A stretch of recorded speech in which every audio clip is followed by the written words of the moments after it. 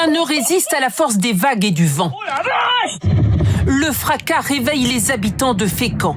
Ils filment l'arrivée des vagues géantes qui submergent la ville. Quand elles envahissent sa rue, cette femme prend peur. Impressionnant.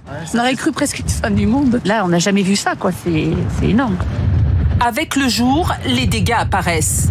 Des blocs de béton arrachés de leur socle sur le front de mer.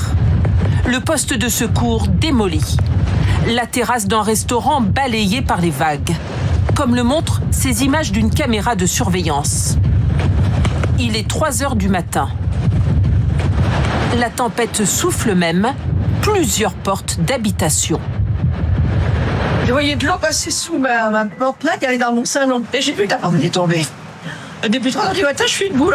Ce parking avec une quarantaine de voitures à l'intérieur est entièrement inondé. Pas à cause de la pluie, mais par la force des vagues. La puissance du vent et la puissance des vagues ont fait que ça, c'est un bâtardon en métal. Les vérins, ils ont explosé par la puissance du vent. Faut le faire pour exploser des portes en métal comme ça.